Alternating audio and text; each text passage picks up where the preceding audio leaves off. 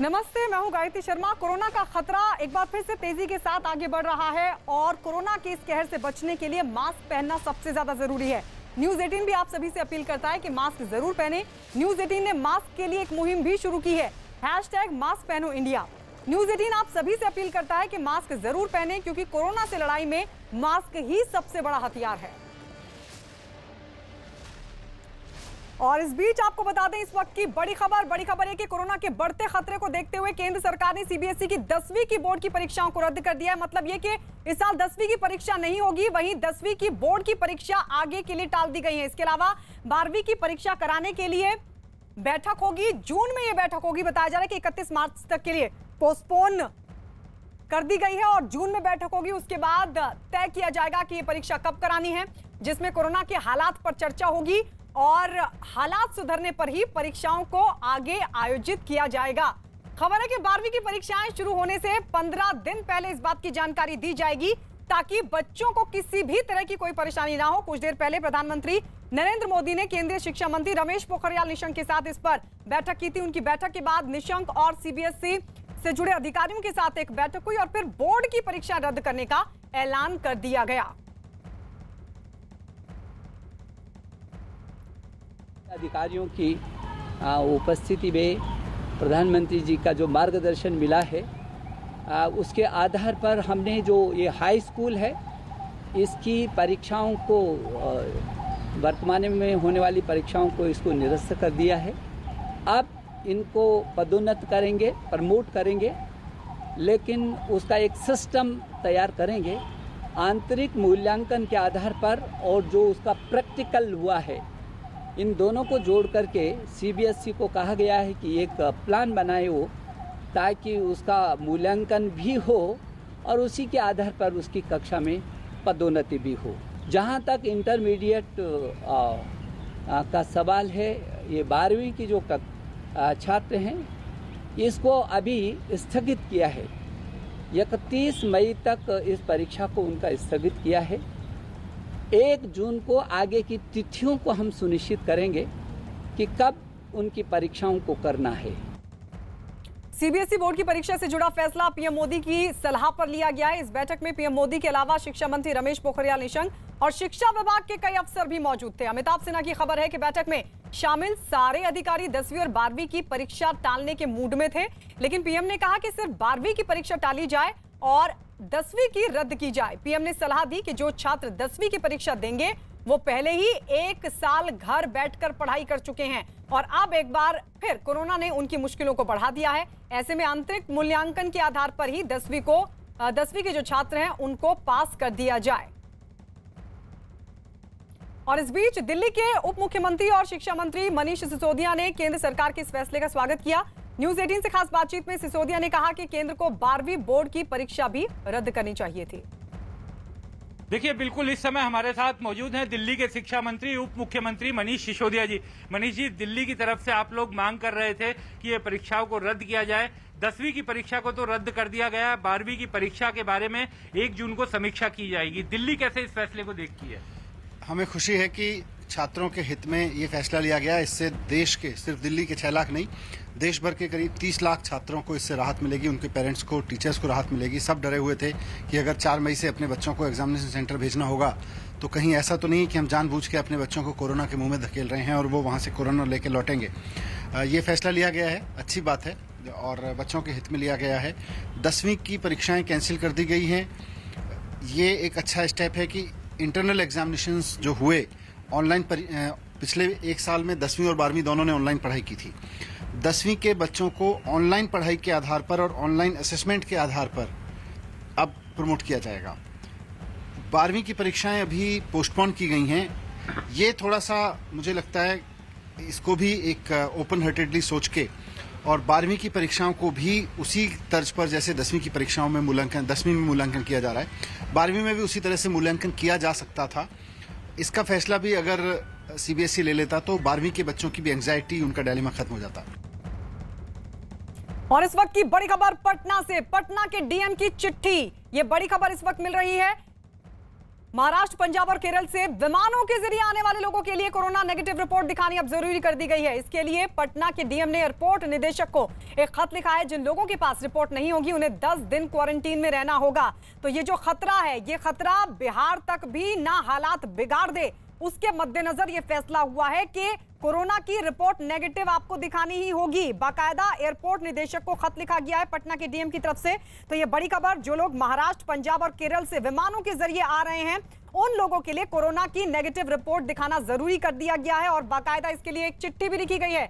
चिट्ठी एयरपोर्ट के निदेशक को लिखी गई है। डीएम की तरफ से पटना के डीएम ने चिट्ठी लिखी है और ये निर्देश दिया है, ये कहा है कि जिन लोगों के पास रिपोर्ट नहीं होगी उन्हें 10 दिन क्वारंटीन रहना होगा। ये इस वक्त की बड़ी खबर। आरटीपीसीआर टेस्ट की रिपोर्ट दिखानी होगी। तो लगातार क्योंकि महाराष्ट्र में केस बढ़ रहे हैं, पंजाब में भी हालात बिगड़ रहे हैं, केरल में भी लगातार कोरोना के मामले सामने आ रहे हैं, उसके मद्देनजर यह फैसला लिया गया। पटना के डीएम ने एयरपोर्ट निदेशक को खत लिखा है, यानी हालात वहां तक ना बिगड़े, इसलिए इस तरह का फैसला। चंद्रमोहन हमारे सहयोगी जुड़ गए हैं ज्यादा जानकारी के साथ। ये सिर्फ पटना के लिए किया गया है डीएम की तरफ से या और भी जगहों पर बिहार में भी इस तरह की पूरी तरह से ये कदम उठाया जा सकता है? चंद्रमोहन, क्या जानकारी मिल पा रही है?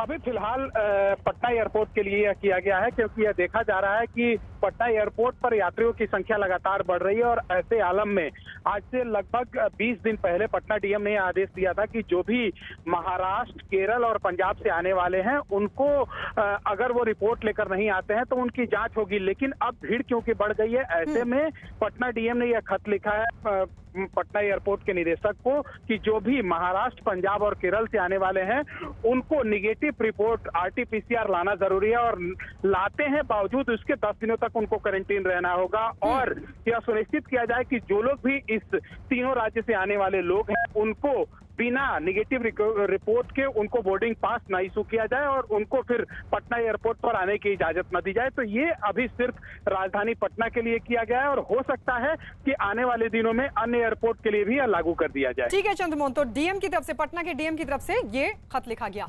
और इस बीच एक बड़ी खबर आपको बता दें, बड़ी खबर पटना से ही मिल रही है। पटना के एनएमसीएच अस्पताल में कोरोना से पूर्व जवान विनोद की मौत हो गई। पूर्व जवान के परिवार वालों का आरोप है कि जिस वक्त वो अस्पताल आए, बिहार के स्वास्थ्य मंत्री मंगल पांडे अस्पताल का दौरा कर रहे थे और इसकी वजह से इलाज नहीं हो सका और पूर्व जवान विनोद की मौत हो गई।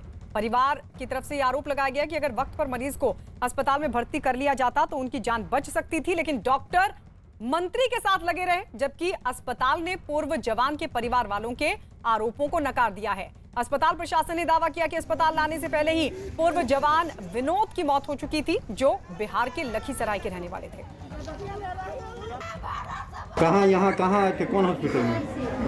पहले हम गए रात में आए थे तो हम एम्स गए, वहाँ बोले कि हर जगह नहीं है, तो फिर वो बोले कि चले जाइए किसी प्राइवेट में। तो रात में हम प्राइवेट में गए, सुबह फिर देखे सुधार नहीं, तो फिर हम यहाँ आए तो यहाँ बोले कि यहाँ कौन सा हॉस्पिटल है, क्या नाम है? एनएमसीएच। तो बोले कि ठीक है हम इनको अंदर कर। तो 1.5 घंटा से बाहर धूप नहीं करे रहे होती, तो हम बोलते रहे अंदर कर दीजिए, अंदर कर दीजिए, अंदर नहीं किए।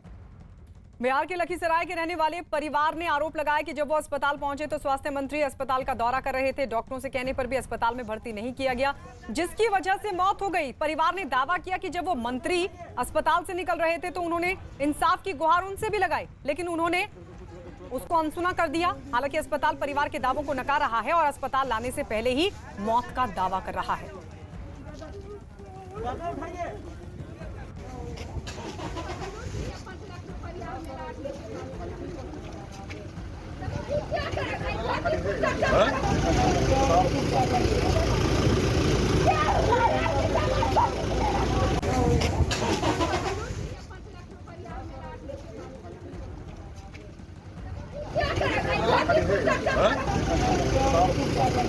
तो वहीं जब बिहार के स्वास्थ्य मंत्री मंगल पांडे अस्पताल से चले गए, उसके बाद डॉक्टरों से पूर्व जवान विनोद के बेटे ने सवाल किए, लेकिन डॉक्टरों ने उनके सवालों का कोई जवाब नहीं दिया।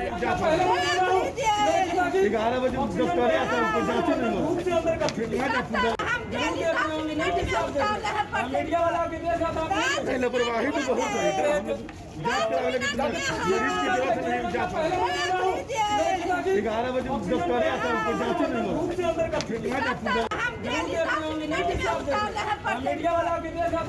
लापरवाही तो बहुत है।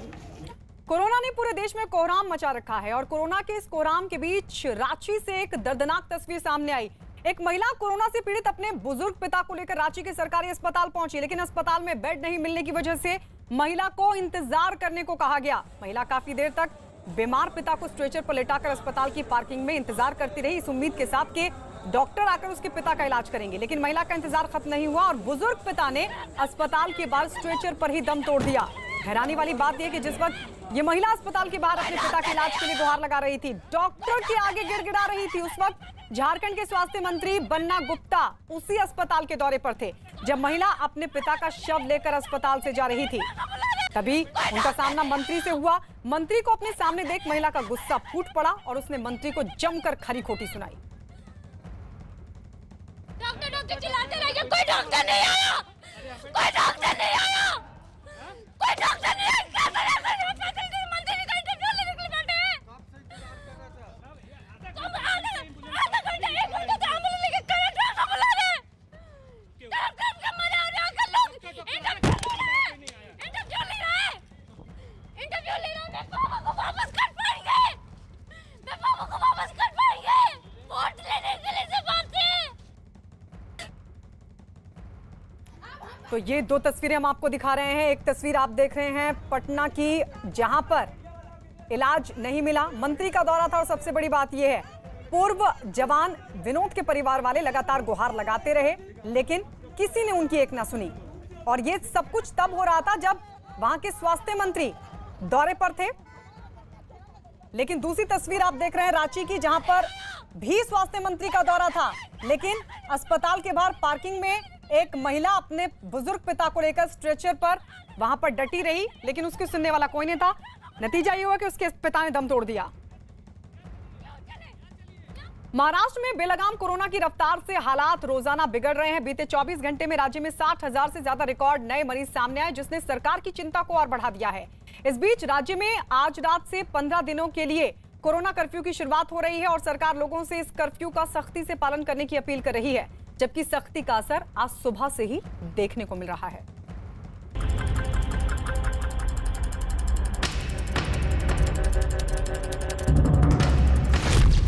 महाराष्ट्र में कोरोना के मरीज 60,000 के पार।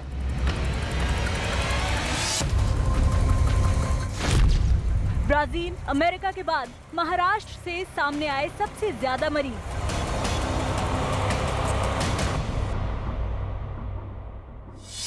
मुंबई में आज की सुबह सूनी सड़कों और धीमी रफ्तार के साथ हुई। कुछ ऐसी ही तस्वीरें नागपुर से भी सामने आई, जहां सड़कों पर लोगों की भीड़ गायब दिखी। बेहद कम संख्या में लोग अपने घरों से बाहर निकले, तो वहीं सड़कों पर गाड़ियों की आवाजाही भी काफी कम दिखी। महाराष्ट्र में आज से 15 दिन के कोरोना कर्फ्यू की शुरुआत हो रही है, जिसका असर आज सुबह से ही दिखने लगा। लॉकडाउन की वजह से ये इशू, मतलब राशन का जो सेटअप, क्योंकि गए साल जो प्रॉब्लम हो गया वो ये साल ना हो, ये साल प्रिपरेशन करके अपना सेटअप पहले से ही प्रिपेयर कर लो। लॉकडाउन लग रहा है इसलिए बढ़ सकता है, बाई चांस नहीं बढ़ेगा तो भी थोड़ा बहुत तो सामान चाहिए, इसलिए बढ़ रहा है। लॉकडाउन लग रहा है इसलिए राशन भर रहा है कि घर पे राशन में कुछ है नहीं है और इसलिए जॉब भी चला गया है, मतलब क्या कर रहे हैं अभी। कितने घंटे से लाइन में खड़े? 2-3 घंटे हो गए? 11 बजे आए हम लोग, तो 2 घंटे हो गए। हाँ 2 घंटे के ऊपर हो गए। महाराष्ट्र सरकार को 15 दिनों तक कर्फ्यू लगाने जैसी सख्ती पर क्यों उतरना पड़ा, उसका जवाब बीते 24 घंटे में सामने आई मरीजों की रिकॉर्ड संख्या देती है। बीते 24 घंटे में नए मरीजों की संख्या 60,212 हो गई और 281 लोगों की मौत हो गई। नए आंकड़े सामने आने के बाद महाराष्ट्र दुनिया भर में सबसे ज्यादा नए मरीज मिलने के मामले में तीसरे नंबर पर पहुंच गया है, जबकि ब्राजील पहले नंबर पर है, जहां एक दिन में सबसे ज्यादा 80,157 नए मरीज सामने आए। तो वहीं अमेरिका दूसरे नंबर पर है, जहां 77,720 नए मरीज मिले। महाराष्ट्र में नए मरीजों के सामने आने के बाद मरीजों की कुल संख्या बढ़कर 35,19,208 हो गई, जबकि अब तक कुल 58,526 लोगों की महामारी से मौत हो चुकी है। लोगों से यही विनती करते हैं कि हमने बहुत कोशिश की कि इस तरीके के रिस्ट्रिक्शन नहीं लाएं, लेकिन कोरोना का जिस तरीके से पेशेंट्स मुंबई शहर में और महाराष्ट्र में बढ़ रहे थे, कहीं ना कहीं इसकी चेन तोड़ना बहुत जरूरी था। लोगों से यही निवेदन है कि हमने वो समाज के तमाम गरीबों का ध्यान रखते हुए और तमाम इस राज्य में जो लोग रहते हैं उनका ध्यान रखते हुए हमने ये लॉकडाउन किया। इसमें उम्मीद करते हैं कि वो हमारा सहकार्य करेंगे, हमारी मदद करेंगे, ताकि मुंबई और महाराष्ट्र फिर से पूरी तरह से खुल जाए। एक तरफ बेतहाशा बढ़ती मरीजों की संख्या, तो दूसरी तरफ अस्पतालों में बेड और ऑक्सीजन की किल्लत ने भी मुसीबत को दुगना कर दिया। ऐसे हालात में राज्य सरकार की मदद के लिए doctor Bhabha atomic research centre सामने आया और ऑक्सीजन के साथ तकनीकी सहायता देने की पेशकश भी कर दी। तो ऑक्सीजन का जो शॉर्टेज है, जो इंडस्ट्रियल सप्लाई में से अभी हॉस्पिटल को ना 80% 90% यूटिलाइज करते हैं। तो आज ही मैं मेरे बाबा एटॉमिक रिसर्च सेंटर के हमारे एटॉमिक एनर्जी के चेयरमैन व्यास उनके साथ बात हुई है और उनकी रिसर्च एंड डेवलपमेंट की टीम है, वो अभी स्टेट गवर्नमेंट को ऑक्सीजन निर्माण करने के लिए पूरी हेल्प करेगी। इंडियन ऑक्सीजन लिमिटेड और दूसरी एक कंपनी है, उनके माध्यम से टेक्निकल सपोर्ट देने के लिए अभी बाबा एटॉमिक रिसर्च सेंटर की पूरी साइंटिस्ट की टीम राज्य सरकार को हेल्प करने की तैयार है। तो आने वाले दिनों में ऑक्सीजन का जो शॉर्टेज है वो दूर करने के लिए अभी साइंटिस्ट पूरा हेल्प करेंगे। कोरोना के हालात पर काबू पाने और उसे फैलने से रोकने के लिए राज्य सरकार ब्रेक द चेन मुहिम शुरू कर रही है, जिसमें बिना जरूरत घर से निकलने पर रोक लगा दी गई है, जबकि फिल्मों, विज्ञापन और सीरियल की शूटिंग बंद कर दी गई है। वहीं सिनेमा हॉल और थिएटर्स भी बंद कर दिए गए हैं, जबकि clubs, swimming pool, gym, sports complex भी बंद कर दिए गए हैं। सरकार ने सभी धार्मिक स्थल, स्कूल, कॉलेज, कोचिंग क्लास और ब्यूटी पार्लर को भी आज रात 8 बजे से 1 मई की सुबह 7 बजे तक बंद रखने का आदेश दिया है। हालांकि पुणे में कारोबारी इस फैसले से खुश नहीं दिखे। ये होटल इंडस्ट्री के लिए डेथ वारंट है। ये दफा 302 है होटल इंडस्ट्री के लिए। सच बताऊं तो पूरा टोटल बंद ही हो गया था। जनवरी, फरवरी, मार्च 21 के बाद टोटल बंद हो गया था। जून वगैरह में हमने चालू किया, लेकिन पहली बार ऐसा देखा। अभी फिर से बीच में फ्लैग आया था, फ्लैग जो आया था ना वो 15 दिन का था। वैसा कुछ अपने को इतना मालूम भी नहीं पड़ा। वैसा स्टाफ भी वगैरह इधर ही था, थोड़ा स्टाफ गया था, वापस आ गया, रूटीन चालू हो गया।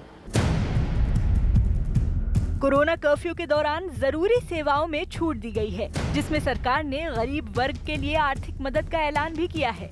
इसी बीच सरकार वैक्सीनेशन पर भी पूरा जोर दे रही है, ताकि हर तरीके से कोरोना को मात दी जा सके और महाराष्ट्र के लोगों की जिंदगी जल्द ही पटरी पर लौट सके।